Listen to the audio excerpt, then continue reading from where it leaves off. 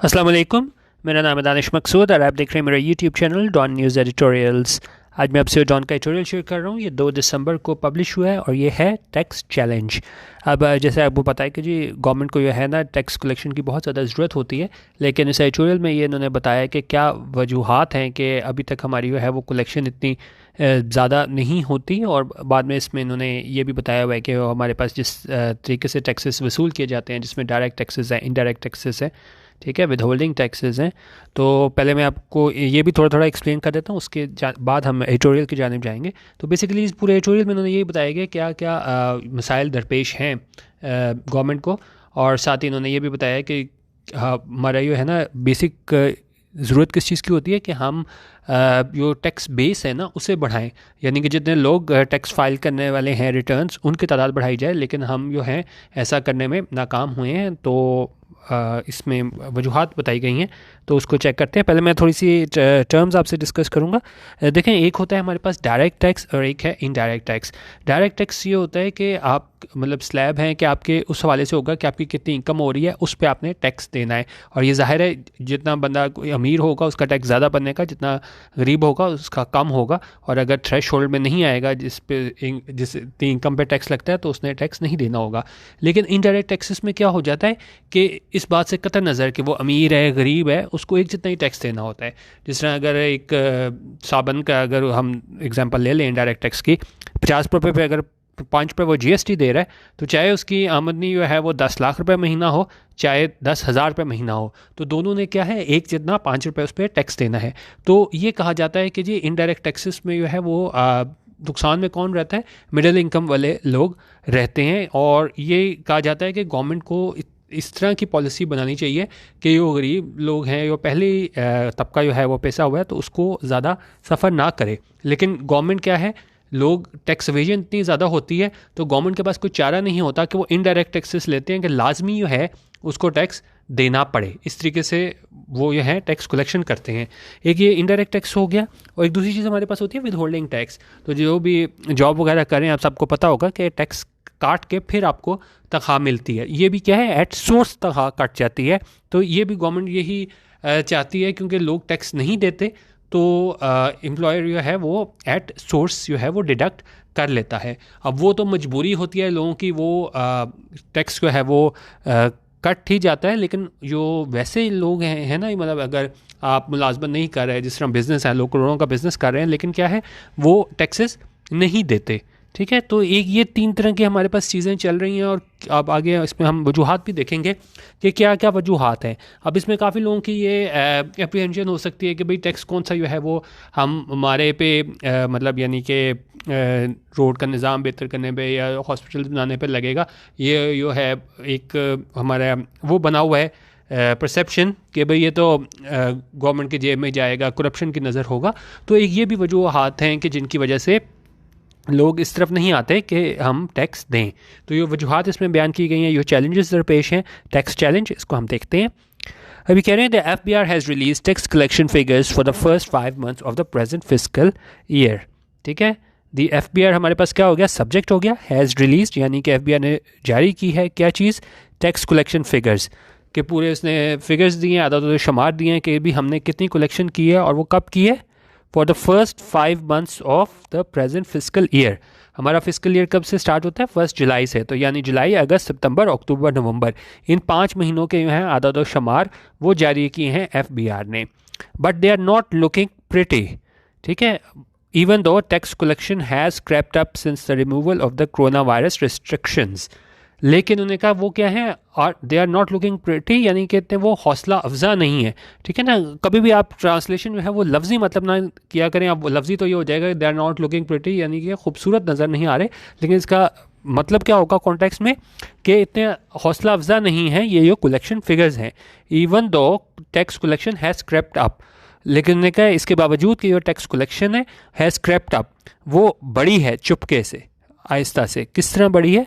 Since the removal of the corona virus restrictions, ये ख़त्म होने के बाद, रिमूव होने के बाद ये रिस्ट्रिक्शंस थी, पाबंदियाँ थी कोरोना वायरस के हवाले से, तो उसके बाद जो है ना ये क्रेप्ट अप हुई है, आहिस्ता से बड़ी है हमारे पास कलेक्शन। लेकिन फिर भी जो है ना वो आदाद शुमार इतने हौसला अफजा नहीं हैं।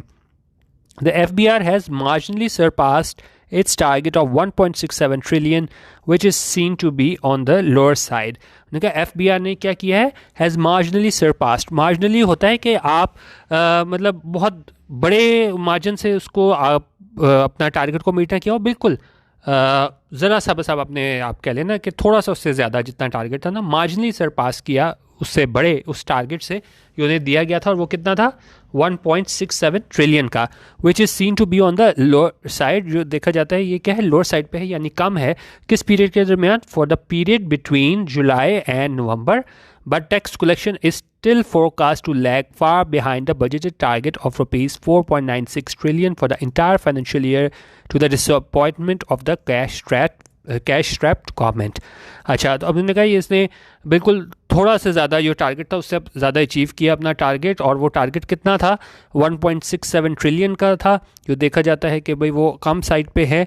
और किस पीरियड के दरमियान था, जुलाई और नवंबर के दरमियान था. लेकिन इनका ये टैक्स कलेक्शन जो है इज स्टिल फोरकास्ट, तो मतलब हम ये भी कह सकते हैं कि फोरकास्ट है कि ये लैग फार बिहाइंड करेगा किस चीज़ से, उस बजटेड टारगेट से. क्योंकि पूरे इंटायर फाइनेंशियल ईयर का, यानी कि 2021-30 जून तक हमारे पास जो है 1 जुलाई 2020 से लेके 30 जून 2000 कितना 1 जुलाई 2020 से लेके 30 जून 2021 तक हमारा जो टारगेट है वो कितना है इंटायर फाइनेंशियल ईयर का, 4.96 ट्रिलियन. तो उन्होंने कहा ये लैग फार बिहाइंड करेगा, यानी कि बहुत थोड़ा इससे इतना हम अचीव करेंगे जितना हमारा टारगेट है 4.96 ट्रिलियन का, टू द डिसअपॉइंटमेंट. और ये किस चीज़ के लिए बड़ा मायूसी की बात होगी, to the disappointment of the cash trapped government. Cash trapped हमारे पास क्या है यहाँ पे एडजेक्टिव है, और ये किसको मॉडिफाई कर रहा है, इस गवर्नमेंट को, कि ये बड़ा मायूसी का बायस होगा उस गवर्नमेंट के लिए, उस हुकूमत के लिए जो कि कैश ट्रैप्ड है, जिसके पास ज़्यादा पैसे ना होना खर्च करने को, उसको बोलते हैं कैश ट्रैप. तो उनके लिए क्या होगा, ये बायस मायूसी होगा. अच्छा, अब हम देखते हैं. The IMF is reported to already have projected a gap of around ₹300 billion between the budgeted target and the expected collection for the entire fiscal year. उनका IMF जो है ना वो पहले ही एक तखमीना लगा चुका है किस चीज़ का, गैप ऑफ अराउंड ₹300 बिलियन, यानी कि जितनी कलेक्शन होगी और जितना हमारा टारगेट है उसके दरमियान गैप कितना होगा, बजटेड टारगेट और एक्सपेक्टेड कलेक्शन के दरमियान पूरे फिस्कल ईयर का, वो होगा 300 बिलियन का. ठीक है. अच्छा, और यहाँ पे कौन सा स्ट्रक्चर हमारे पास यूज़ हुआ हुआ है, यहाँ पे हमारे पास परफेक्ट इन्फिनेटिव यूज़ हुआ हुआ है. ठीक है. टू हैव के बाद वर्ब की थर्ड फॉर्म होती है, तो टू हैव के बाद ये प्रोजेक्टेड वर्ब की थर्ड फॉर्म है. ठीक है. अच्छा, अब आगे हम इसको अगर देखें तो हमारे पास ये आएगा, equally worrying are the very low number of income tax filers. अच्छा, अब इक्वली वरिंग है क्या है, एक तो ये ऊपर बात कर ली कि जी क्या क्या हमारी प्रोजेक्शंस हैं कि कितना गैप आ जाएगा हमारी एक्सपेक्टेड कलेक्शन का और जितना हमारा टारगेट था, और उनका इक्वली वरिंग. उतनी ही परेशानी की बात दूसरी तरफ क्या है कि जो हमारे पास low number of income tax filers हैं, कि जो ज़्यादा लोग जो हैं वो टैक्स फाइल नहीं करते, विच इंडिकेट्स जो कि ये दिखाता है the failure of successive government. Successive क्या होता है, एक के बाद जो एक आने वाली गवर्नमेंट होती है, लगातार आने वाली गवर्नमेंट्स का जो है ना वो फेलियर जाहिर करता है to broaden the extremely narrow tax base, कि उसको ब्रॉडन करना, बढ़ाना, एक्सट्रीमली नैरो टैक्स बेस के, यानी कि बहुत कम लोग जो टैक्स देते हैं, तो उसको बढ़ाने में जो नाकामी है ना, फेलियर ऑफ सक्सेसिव गवर्नमेंट, लगातार आने वाली गवर्नमेंट्स का, वो जाहिर करता है. And jack up the share of direct income tax, और उस चीज़ को बढ़ाना, किस चीज़ शेयर को, डायरेक्ट इनकम टैक्स, किस चीज़ में, इन ओवरऑल टैक्स रेवेन्यूज़, के टैक्स रेवेन्यूज़ में डायरेक्ट इनकम टैक्स को बढ़ाना. क्योंकि ये तो कोई भी मतलब बड़ी ज़्यादती होती है कि आप इनडायरेक्ट टैक्सेस बढ़ाई जाओ, क्योंकि आपको लगता है कि भाई वो आप क्या है, उससे आप बच नहीं सकते. अब आपने चीज़ें लेने बाज़ार में जानी है, आपने बेकरी लेने जाना है, आपने दूसरी अशिया लेने जानी है, तो वो आपकी मजबूरी है, आप उसको इवेट नहीं कर सकते. तो उन्होंने कहा ये तो तरीका नहीं है कि गवर्नमेंट इस तरीके से अपनी जो है आप कह लें कोताहियाँ, और ठीक है, उसको कवर करने के लिए आप इनडायरेक्ट टैक्सेस बढ़ा दो सिर्फ अब कलेक्शन बढ़ाने के लिए. तो उसमें उन्होंने कहा है कि ये सक्सेसिव गवर्नमेंट्स की नाकामी है कि हम जो है डायरेक्ट इनकम टैक्स जो है ओवरऑल टैक्स रेवेन्यूज़ में नहीं बढ़ा पाए. Last year, the FBI reported that nearly 3 million people had filed. उन्होंने कहा पिछले साल FBI ने रिपोर्ट किया था कि तकरीबन 3 मिलियन यानी 30 लाख लोगों ने जो क्या है वो क्या किया था, had filed income tax returns कि उन्होंने जो हैं वो इनकम टैक्स रिटर्न्स जो हैं वो फाइल किए थे, although a large number of them had declared their income to be below the threshold, लेकिन उसमें उन्होंने कहा कि उसमें भी बहुत बड़ी तादाद ऐसे लोगों की थी जिन्होंने ये डिक्लेयर किया था कि उनकी इनकम उस पैमाने पे पूरी नहीं आती, उस थ्रेशोल्ड पे पूरी नहीं आती जहाँ पे उन पे टैक्स लगता हो. This year only a third of them have filed returns thus far despite the fast approaching extended deadline of December 8. और ने कहा अगर पिछले साल अगर हम बात करें तो 30 लाख लोगों ने टैक्स दिया था, रिटर्न फाइल किए थे, लेकिन अगर इस दफ़ा हम देखें तो सिर्फ 1/3 लोगों ने रिटर्न फाइल किए हैं. और वो इस बात के बावजूद कि जो हमारे पास डेडलाइन है, एक्सटेंडेड डेडलाइन जो कि पहले ही बढ़ाई गई थी डेट ये टैक्स फाइल करने की, 8 दिसंबर है. तो यानी अब देखें सिर्फ तकरीबन आप कह लें कि एक हफ़्ता रह गया. तो उन्होंने कहा अब तक सिर्फ 1/3 लोगों ने उन लोगों ने रिटर्न फाइल किए हैं जिन्होंने पिछले साल किए थे. यानी कि पिछले साल कितने थे, 30 लाख थे, 3 मिलियन थे ना, तो ये हो गए हमारे पास 30 लाख. तो उनमें से अब तक सिर्फ 1/3 ने रिटर्न फाइल किए हैं और डेट जो है वो बहुत नज़दीक आ गई है फाइल करने की. कितनी? दिसंबर 8. This is in spite of the claims by senior government officials that the board has credible data of 7.4 people whose withholding taxes are deducted but who do not file their returns. उनका ये चीज़ जो है, इसके बावजूद है, ये claims थे, ये दावे थे सीनियर गवर्नमेंट ऑफिशियल्स के कि वो बोर्ड है उसके पास क्रेडिबल डेटा है, मुस्तंद डाटा है. कितने लोगों का? 7.4 मिलियन लोगों का, यानी कि 74 लाख लोगों का, जिसमें उन्होंने कहा कि उनके विद होल्डिंग टैक्सेस जो हैं वो क्या है, कटते हैं, डिडक्टेड होते हैं, but who do not file there return, लेकिन वो क्या है, रिटर्न्स फाइल नहीं करते. अपेरेंटली ज़ाहरी तौर पे this number also includes over 3 million people who, according to FBR, frequently travel abroad, live in large homes in posh localities and drive luxury cars but don't pay any income tax. इनका ज़ाहिर तौर पे ज़ाहिर ये है इस numbers में, इन number कौन से हैं, ये 7.4 मिलियन, अच्छा, लेकिन उन्होंने कहा this number also includes over 3 million people. उन्होंने कहा इस नंबर में 3 मिलियन पीपल, 30 लाख लोग वो भी हैं जो FBR के मुताबिक फ्रीक्वेंटली ट्रैवल करते हैं अब्रॉड, यानी कि बार बार ट्रैवल करते हैं अब्रॉड, यानी मुल्क से बाहर, लिव इन लार्ज होम्स, बड़े घरों में रहते हैं, इन पोस्ट लोकेलिटीज़, ठीक है, और क्या है, एंड ड्राइव लग्जरी कार्स, और महंगी कार्स जो है गाड़ियाँ हैं वो इस्तेमाल करते हैं, but don't pay any income tax, लेकिन कोई भी है वो इनकम टैक्स नहीं देते. The shrinking share of income tax in tax revenues should be a cause of concern for policymakers because of the established linkages between increasing poverty and the government's growing reliance on indirect taxes. उन्होंने कहा ये shrinking base है, कम होता share है किस चीज़ का, income tax का इन tax revenues में, वो होना चाहिए, should be a cause of concern, लम्हा फ़िक्रिया होना चाहिए किसके लिए, for policy makers, because of the established linkages, कि वो पहले ही हमें पता है कि जो लिंकेजेस हैं, ताल्लुक़ है किसके दरमियान, इंक्रीजिंग पावर्टी, बढ़ती हुई गुर्बत, और किसके दरमियान, and the governments growing reliance on indirect taxes, और गवर्नमेंट का जो इन्हिसार है, बढ़ता हुआ इन्हिसार किस चीज़ पे, इनडायरेक्ट टैक्सेस पे. जिस तरह मैंने आपको कहा कि गवर्नमेंट जो है वो अपनी आप कह लें इनकॉम्पिटेंस छुपाने के लिए क्या करती है, इनडायरेक्ट टैक्सेस पे आप इंक्रीज़ कर देती हो कि वहाँ पे लोगों को जो है वो मजबूर होते हैं अशिया ख़रीदने में, और वहाँ पे क्या है, वहाँ से वो इनडायरेक्ट टैक्सेस के थ्रू कलेक्शन कर लेते हैं. लेकिन अब यहाँ पे इन्होंने ये भी फ़र्क आगे आप देखें, उन्होंने बताया कि डायरेक्ट टैक्सेस और इनडायरेक्ट टैक्सेस में कि किस तरीके से गरीब पे असरअंदाज होता है. The share of direct and indirect tax during the last 10 years has been 35% and 65%. कि अगर हम डायरेक्ट और इनडायरेक्ट टैक्स की बात करें पिछले 10 सालों में, तो डायरेक्ट टैक्स कितना था, 35%, और 65% क्या था, indirect tax, according to FBR. और ये किसके मुताबिक, FBR के मुताबिक. In income tax collection, the element of indirect income taxes was 20%. और अगर हम बात करें income tax collection की, तो उसमें जो indirect income tax का कितना एलिमेंट था, 20%, which underscores the fact, जो इस चीज़ को हाईलाइट करता है, इस बात को नुमाया करता है किस हकीकत को, that the actual share of the direct taxes has not been more than 15%. कि जो एक्चुअल शेयर था डायरेक्ट टैक्सेस का वो नहीं था किससे ज़्यादा, 15% से ज़्यादा. तो बेसिकली इसमें यही बात बता रहे हैं कि भाई आप सारा बर्डन जो है ना वो इनडायरेक्ट टैक्सेस के ज़रिए जो है वो आप गरीब पे डाल रहे हो.